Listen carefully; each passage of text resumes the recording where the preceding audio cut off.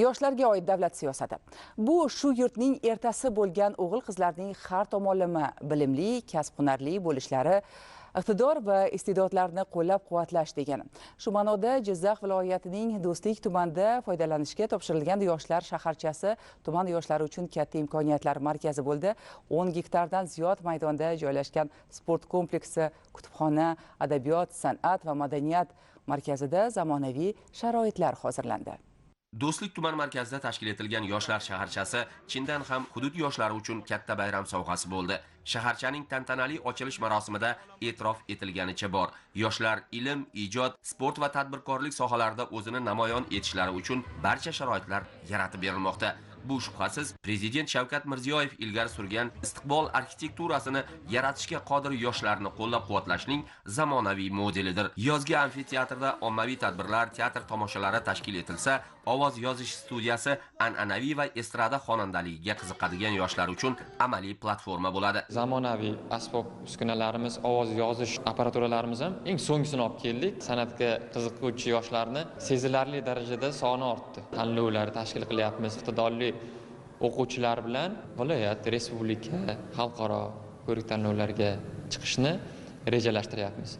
Bugungi yoshlarning qiziqishi, hayotga bo'lgan qarashi boshqacha. Shunga monand intilishlari ham yuqori. Xorijiy tillarni, zamonaviy kasblarni o'zlashtiradigan yoshlar ayniqsa ko'p. Shaharchadagi IT markazida yosh dasturchilar o'qitiladi. Ingliz va nemis tillarini o'rgatish guruhlari faol ishlayapti. Xorijiy kompaniyalarga xizmat ko'rsatuvchi Qo'l markazida ishlayotgan yoshlar esa yaxshigina maosh olishadi. Kitobsevar aholi va yoshlar uchun qarang, mana bu yirik axborot kutubxona markazida 25 mingga yaqin o'zbek va jahon adabiyoti namunalaridan iborat katta fond yaratib berilgan.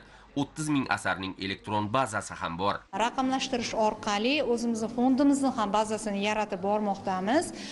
Foydalanuvchilarimiz uchun elektron o'quv zalida 20 ta kompyuter qo'yganmiz. Zamonaviy o'sha ijtimoiy tarmoq Wi-Fi tizimlariga ulangan, bemalol foydalanishi mumkin. Bundan tashqari jahon axborot resurslar bazasidan ham bemalol foydalana olishlari mumkin. Bugungi kunda tuman aholisining 18 mingga yaqinini qamrab olganmiz. Yoshlar shaharchasining deyarli yarmida sport saroyi barpo etildi. Ochiq sport maydonlari, sport maktabiga qarashli yopiq suzish havzasi, katta tennis korti, voleybol, basketbol va workout maydonlari.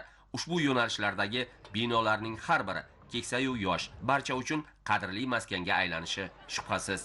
Ayniqsa, yangi qad rostlagan sport zali o'zining mahobati va imkoniyatlari bilan ajralib turadi. Mazkur zalda futzal, shu bilan birga 10 dan ortiq olimpiya sport turlari bo'yicha mashg'ulotlarni yuqori sifatda o'tkazish uchun barcha sharoitlar muhayyo etilgan. Oldin eski zalimiz kichikroq edi.